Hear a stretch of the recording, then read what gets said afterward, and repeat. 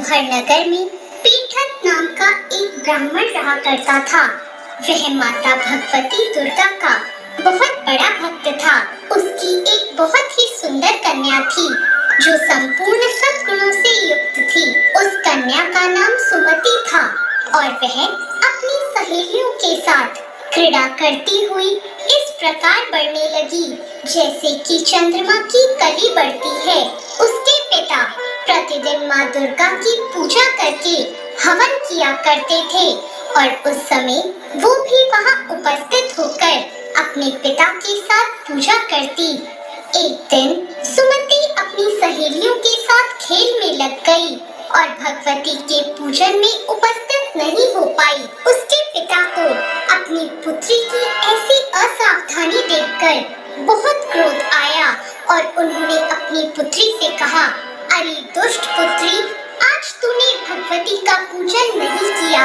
इस कारण मैं किसी कुष्ठ रोगी या दरिद्र के साथ तेरा विवाह करूंगा।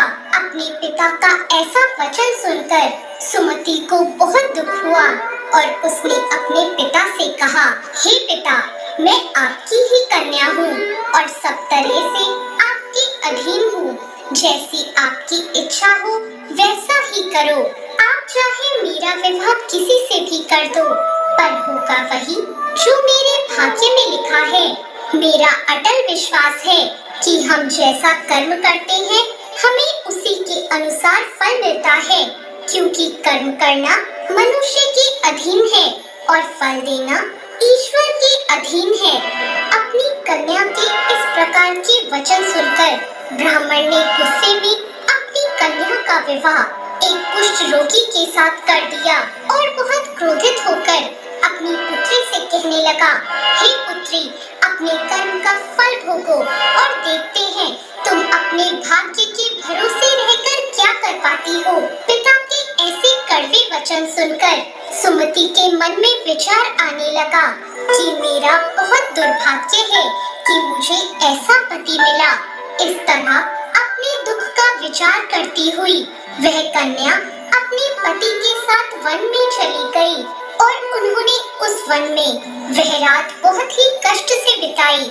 उस गरीब बालिका की ऐसी दशा देखकर माता भगवती उसके पूर्व पुण्य कर्मों के प्रभाव से प्रकट हो गई और उन्होंने सुमति से कहा, मैं तुझसे बहुत प्रसन्न हूँ।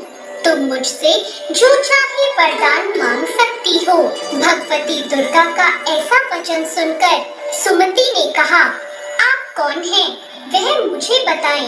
यह सुनकर भगवती देवी ने कहा, मैं आदि शक्ति भगवती हूँ।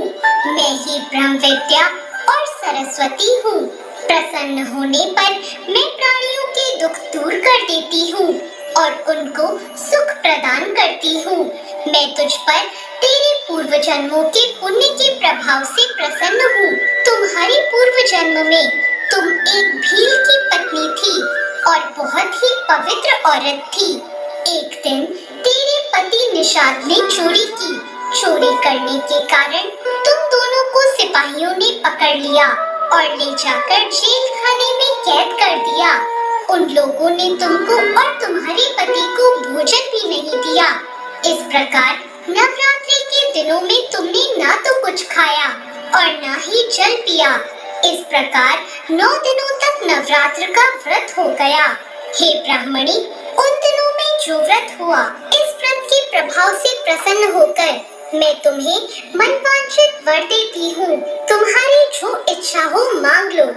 इस प्रकार माता दुर्गा के वचन सुनकर सुमति ने कहा, अगर आप मुझ पर प्रसन्न हैं, तो हे दुर्गे, मैं आपको प्रणाम करती हूँ। अगर आप मुझ पर प्रसन्न हैं, तो कृपा करके मेरे पति का कोढ़ दूर कर दीजिए। देवी ने कहा, उन दिनों जो व्रत तुमने किया था, उस व्रत का एक दिन का पुण्य पति का कोढ़ दूर करने के लिए अर्पण कर दो। उस पुण्य के प्रभाव से तेरे पति का कोढ़ दूर हो जाएगा। इस प्रकार के वचन सुनकर सुमति बहुत प्रसन्न हुई और उसका पति निरोग होकर बहुत ही सुंदर और कांतिवान हो गया। वह ब्राह्मणी पति की ऐसी काया देखकर देवी की स्तुति करने लगी कहने लगी, आप